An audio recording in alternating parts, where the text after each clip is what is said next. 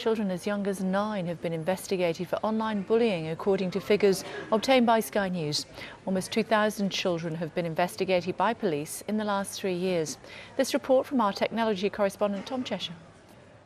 It was like the latest social networking site, so it was just a normal thing for me to do. Just another social network, or so Ellie thought when she signed up. So in the start it was just comments about my appearance and the way I looked, and then I ended up getting death threats. It was absolutely terrifying. They knew everything about me, they knew where I worked, there was comments about things that I'd eaten. With bullying that happens at school, I suppose people have a way of getting away from it when they go home, whereas for me this literally followed me wherever I went. Ellie endured the abuse for 4 months before her aunt finally found out and called the police. But her ordeal is less and less unusual these days, according to figures obtained by Freedom of Information requests made by Sky News. Section 127 of the 2003 Communications Act applies to anyone who uses a public electronic communications network to send a message or other matter that is grossly offensive or of an indecent, obscene or menacing character. According to the police forces that responded, 21,211 people have been investigated under the Act since 2011. Of these, 1,932 were under 18 years old. 1,203 under 18s face some sort of police action against them, from a verbal warning to a criminal charge. And at least 5 of those investigated were children aged 10 or under at the time. Just in terms of reporting of young people that are committing offences online, there's been about 1,200, and that's a conservative estimate. So whereas crime generally for young people has gone down in terms of people, young people being criminalised, it seems as if it's moved very slightly to the internet and to social networks. New guidance issued last year raised the threshold for prosecution. Now there must be a credible threat of violence against a person, a targeted campaign of harassment or a grossly offensive communication. But despite that stricter definition, charges and investigations under Section 127 are still on the rise, even while the proportion of children using social networks has fallen. I think one of the big challenges for young people, when we know that 1 in 3 of them have been cyberbullied, is that there's more devices than ever. So whether it's smartphones, internet-connected TVs and more apps that allow young people to potentially be harassed than ever before. Ellie's bullies escaped justice. She says she now finds it impossible to trust anyone online. No wonder, when digital harassment is only getting worse. Tom Cheshire, Sky News. Well, Vicky Beeching is an internet ethics expert and Elizabeth O'Shea is a campaigner from Parents for Success. They're both with me now, as you can see. Elizabeth, to you first, if I may. What did you make of these findings? It's really hard. I think that parents need to be aware that it's happening younger and younger. They need to be looking into what to do to prevent their children being bullied, and also what to do if their children are bullied online, because it's really tough. It's very tough when you're the victim of bullying, but equally parents of the bullies themselves have no clue about what's going on and what their children are doing online. You're not surprised, are you, Vicky, at this?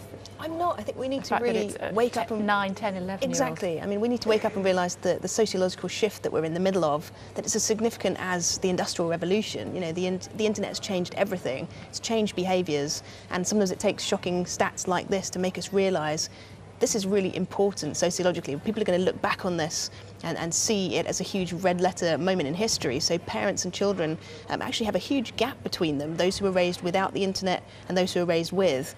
And we need to take seriously that communication breakdown of people who have had 2 completely different experiences of growing up.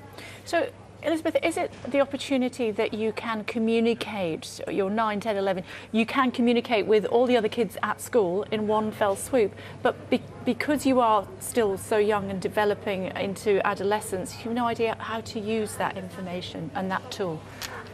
It's that, and also they don't have the often the social skills. The bigger use of internet is causing, and playing computer games is meaning that children, their social skills are being eroded. The things that they used to manage in school, they're now taking home, getting frustrated, and then trying to use technology that they don't understand all the time what they're doing. They know that it's wrong, they know that it's mean, but they don't always understand the impact that it's going to have on another child who sometimes doesn't know who's bullying them online, and it can go on for years. Children can suffer for years without telling anybody because they feel embarrassed and they feel guilty that they've caused it in some way. How is this bullying, Vicky, though, different to, more traditional bullying, if you will, in the school playground? Well, I think that's the important thing to think about, the fact that bullying has pre-existed social media, and often there could be a knee-jerk reaction, I think, that these technologies are actually causing things that have just been part of human behaviour throughout history. Holding up a mirror to them, yeah. Exactly. I do think they make it easier. I think anonymity can make it easier to do things that you wouldn't in a social setting because you lose that sense of the physical consequence. But bullying's been going on long before the internet. Thump or exactly, whatever, when you see somebody cry, it's those smack. concrete sociological skills, isn't it, that help us modify our behaviour. But I think it's just important to remember that these things aren't causing bullying. They are actually just symptomatic of human traits that have been in us for many years. And the thing that my research really focuses on is not blaming the tool itself. Yeah. So the tool itself is good for harm or good, and we choose how we use it. But social media is not the problem; it's the use of it that's the problem. What do you think, Elizabeth? I mean, if kids abused each other in the playground in the way that they sometimes do online, then there would be rough and tumble as a result. But because they can hide behind their screen, it's less so. It's like being in a car, isn't it? You might say things to another driver in a car that you wouldn't say to his face. And I think that's quite right. When a child is in front of a screen, they feel that they can say things and do things that they wouldn't necessarily do in person. And we need to be teaching the children those skills of resolving conflict. There is always going to be conflict. When there's a class full of children, there's always going to be some children that grate against you, but teachers need to be able to help those children resolve those problems. But parents too. Parents need to be on top of the issue of children not getting on and how to sort it out. And I would always say to any parent, you need to have a written list on your wall of what your child should do if they get an unpleasant message or an unpleasant mobile text message, so that the children know to tell an adult, to take a screenshot, to save it, to close it down, to not respond. Really those are so important. And if parents can preempt those conversations with children and have that list up there, the children will know what to do. They need to take it seriously, don't they? I think one of the concerns I have for people that were raised pre-internet is that often they can see online and offline as two very separate things, and that you can actually just turn children off all of these sites and shut them down, and that's okay. But we need to equip children to actually live in a digital world. That's the world they're going to grow up into. So rather than just banning people, from you can't have an Instagram, you can't have a Facebook, actually saying let's do it together as a family, and asking them as you would, how's school today? How's things on Facebook? How's things on Twitter? Making that part of your family conversation and emphasising the fact that online is real, very real and very powerful for kids, and they need to talk about it. Yes, yes. So just to clarify for parents who are listening this afternoon, especially it being half term, what do they need to do to help their kids with this? Okay, first of all, they need to make sure that the privacy settings on their children's online world are set securely so that they're only communicating with their friends. They need to have guidelines with their children about what they should do if they are being bullied online, exactly what to do, because it happens out of the blue. Children aren't expecting it. They suddenly get a message that can upset them for days, if not weeks. And they need to monitor the amount of time their children are on the internet. Many children have smartphones. Parents don't realise it means that they can access the internet way after bedtime. They're looking at things online. They're doing things online. They feel guilty, and then they can't tell their parents that they got bullying messages after that time.